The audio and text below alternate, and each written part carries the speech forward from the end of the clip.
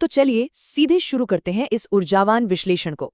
आज हम एक बहुत ही आकर्षक यात्रा पर निकलने वाले हैं, और ये यात्रा है मानव मस्तिष्क की। हमारा दिमाग आखिर दुनिया भर की जानकारियों को इकट्ठा कैसे करता है, उन्हें फिल्टर कैसे करता है, और सबसे बड़ी बात, कैसे सक्रिय रूप से ज्ञान या नॉलेज का निर्माण करता है। ये सिर्फ तथ्यों को रटने की बात नहीं है, बल्कि मस्तिष्क की उस वास्तुकला को समझने की बात है जो सोचने और निर्णय लेने के योग्य बनाती है। जल्दी से देख लेते हैं कि आज के सफर का रोड मैप क्या है। शुरुआत होगी ज्ञान की असली परिभाषा और इसके स्रोतों से। फिर सूचना, विश्वास और सत्य के बीच का फर्क समझेंगे। इसके बाद जानेंगे कि दिमाग में ज्ञान का निर्माण कैसे होता है, और अंत में सीखने की प्रक्रिया में एक शिक्षक का क्या रोल होता है। तो सबसे पहला हिस्सा, ज्ञान की असली परिभाषा, जो सिर्फ तथ्यों यानी फैक्ट्स से कहीं आगे की चीज है। अब देखिए, दिमाग में सिर्फ डेटा भर लेने और असल में किसी चीज को गहराई से समझने में जमीन आसमान का अंतर है। सबसे पहले आती है इन्फॉर्मेशन यानी सूचना। इसे हम दिमाग के कच्चे माल के रूप में देख सकते हैं। ये बस कच्चे और अलग-थलग तथ्यों का एक ढेर है। मजे की बात यह है कि इसे बिना समझे भी आसानी से रटा जा सकता है। जैसे बचपन में रट लिया कि 2+2=4 होता है, या पानी का फॉर्मूला H2O है। ये बस एक फैक्ट है, अभी तक इसमें कोई गहरी समझ शामिल नहीं है। लेकिन, और ये बहुत ही दिलचस्प बात है, ज्ञान या नॉलेज सिर्फ फैक्ट्स का होना नहीं है। ये उन कच्चे फैक्ट्स का एक प्रोसेस्ड रूप है। ज्ञान तथ्यों का एक ऐसा सार्थक ढांचा है जो वास्तविकता को बिल्कुल सटीक तरीके से दिखाता है। इसके लिए समझ का होना बहुत जरूरी है। मतलब सिर्फ ये जानना काफी नहीं है कि पानी 100 डिग्री पर उबलता है, बल्कि ये समझना कि उबलते वक्त भाप का प्रेशर आखिर बढ़ता क्यों है, वही असली ज्ञान है। अगर इन दोनों के बीच के मूल अंतर को एक लाइन में समेटना हो तो सूचना बिना समझे रटी जा सकती है, बिल्कुल एक कंप्यूटर डेटा की तरह। वहीं दूसरी ओर ज्ञान के लिए समझ और विवेक की जरूरत होती है। ये समझना कि कोई केमिकल एक खास तरीके से रिएक्ट क्यों कर रहा है, ज्ञान है। ज्ञान दिमाग में एक अर्थपूर्ण संरचना बनाता है, जबकि सूचना बस डेटा का एक ढेर होती है। ज्ञान के इस आर्किटेक्चर को थोड़ा और करीब से देखें तो इसके कई प्रकार होते हैं। कुछ सच्चाइयाँ बिल्कुल जन्मजात होती हैं, जिन्हें ए प्रायोरी कहा जाता है, यानी अनुभव से पहले का ज्ञान। जैसे सभी विवाहित पुरुष पति होते हैं, इसे साबित करने के लिए किसी अनुभव की जरूरत नहीं है। दूसरा है ए पोस्टेरियोरी, जो हमें अपने अनुभव से मिलता है। जैसे ये जानना कि आग गर्म होती है, ये तो छूने के बाद ही पता चलेगा। वहीं भारतीय दर्शन में ज्ञान को पराविद्या यानी भौतिक जगत का ज्ञान और अपराविद्या यानी आध्यात्मिक ज्ञान, इन दो हिस्सों में भी बांटा गया है। आगे बढ़ते हैं दूसरे हिस्से की तरफ, ज्ञान प्राप्ति के स्रोत। आखिर दिमाग ये सारा डेटा इकट्ठा कैसे करता है? मानव मस्तिष्क अपने आसपास की दुनिया को कैसे अवशोषित करता है? इसका जवाब एक बहुत ही महत्वपूर्ण संख्या में छिपा है, और वो संख्या है 8। इंसान वास्तविकता को समझने और इस दुनिया में नेविगेट करने के लिए 8 अलग-अलग रास्तों का उपयोग करते हैं। ये जानने के 8 मुख्य तरीके क्या हैं?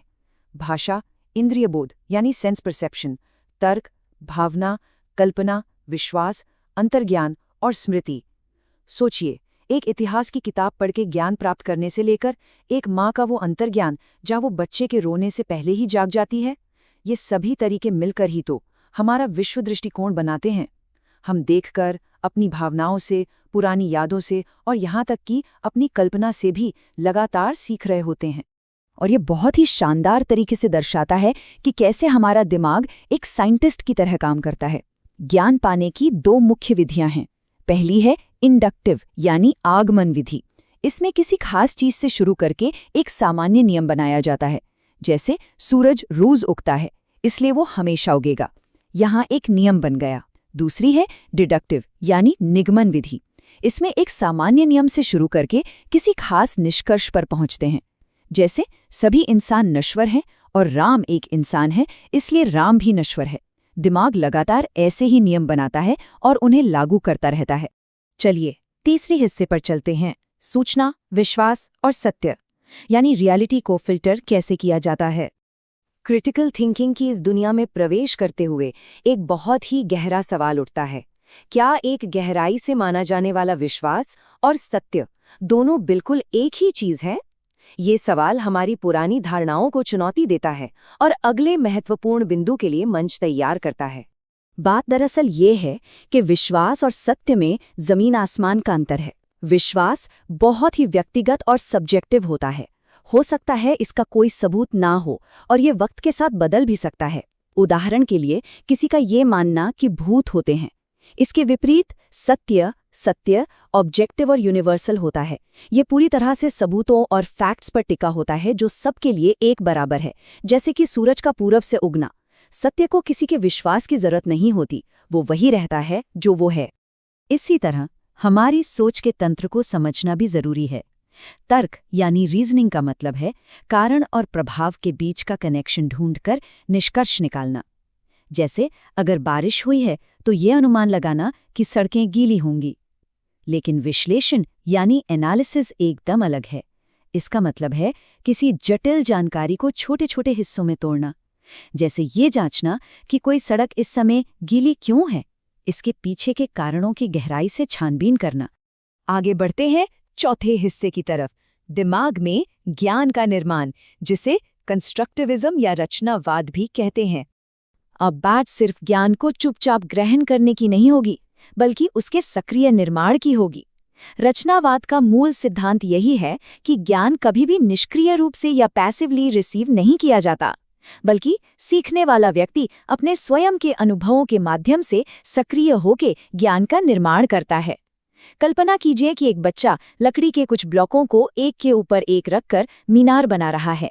वो बच्चा केवल संतुलन के बारे में सुन नहीं रहा है, बल्कि वो स्वयं संतुलन के कॉन्सेप्ट को खोज रहा है और उसे अपने दिमाग में बना रहा है। मनोवैज्ञानिक जीन पियाजे का अनुकूलन सिद्धांत इसे बखूबी समझाता है। इसके दो मुख्य चरण हैं। पहला है एसिमिलेशन या सम्मिलन, जहां नए अनुभव को पुराने मानसिक ढांचे में फिट किया जाता है। जैसे एक बच्चा जिसके घर में कुत्ता है, वो पहली बार बिल्ली को देखकर उसके 4 पैर होने की वजह से बड़े मासूम तरीके से उसे भी कुत्ता ही बुलाता है। और फिर आता है दूसरा चरण, अकोमोडेशन या समायोजन।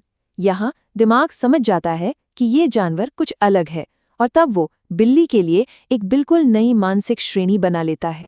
ब्रूनर की डिस्कवरी लर्निंग भी बिल्कुल इसी रास्ते पर चलती है। उनका मानना था कि विद्यार्थियों को स्वयं अवधारणाओं का अन्वेषण करने देना चाहिए। अगर किसी को गुरुत्वाकर्षण या ग्रेविटी सिखानी है तो लंबे चौड़े नियम रटाने के बजाय एक पत्थर हवा में उछालने दिया जाए। सहज रूप से समझ आ जाएगा कि जो ऊपर जाता है वो नीचे जरूर आता है। ये जो स्वर निर्देशित खोज होती है ना, ये केवल चुपचाप बैठकर सुनने की तुलना में मस्तिष्क पर कई ज्यादा गहरी छाप छोड़ती है। अब आते हैं आखिरी हिस्से पर, सीखने में शिक्षक की भूमिका एक सूत्रधार या स्कैफोल्डर के रूप में। दिमाग के अंदर चल रही इस जटिल निर्माण प्रक्रिया का मार्गदर्शन आखिर करता कौन है?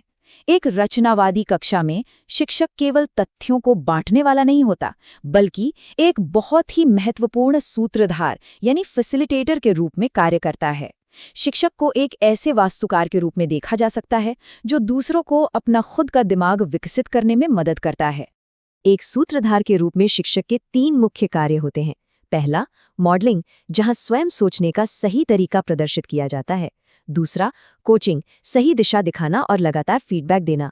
और तीसरा सबसे दिलचस्प कार्य है स्कैफोल्डिंग। इसे किसी को साइकिल चलाना सिखाने की तरह समझें। शुरुआत में संतुलन बनाने के लिए पीछे से सीट पकड़ी जाती है और जैसे ही सीखने वाला खुद पैडल मारने में सक्षम हो जाता है, वो सहारा हटा लिया जाता है। इस तरह के सक्रिय मानसिक निर्माण को प्रोत्साहित करने वाले माहौल को डिजाइन कैसे किया जाए? इसके 6 व्यवहारिक तत्व हैं। सबसे पहले एक सही परिस्थिति या समस्या देना, फिर समूह बनाना, उसके बाद नई जानकारी को पुराने ज्ञान से जोड़कर एक पुल बनाना, सही प्रश्न पूछना, चार्ट या मॉडल से जीवंत प्रस्तुति देना और अंत में आज क्या सीखा, इस पर गहराई से विचार करना। तो इस पूरे विश्लेषण के अंत में एक बहुत ही गहरा सवाल सामने आता है। क्या हम अपनी जिंदगी में बस निष्क्रिय रूप से सूचनाएं इकट्ठी कर रहे हैं या हम सक्रिय रूप से सच्चे ज्ञान का निर्माण कर रहे हैं? सीखने की इस वास्तुकला को समझना ही बेहतर सोचने की ताकत देता है। ये हमेशा ध्यान रखने वाली बात है कि ज्ञान एक लंबी यात्रा है, कोई आखिरी मंजिल नहीं। तो सीखने की इस यात्रा को हमेशा सक्रिय और अर्थपूर्ण बनाए रखना चाहिए।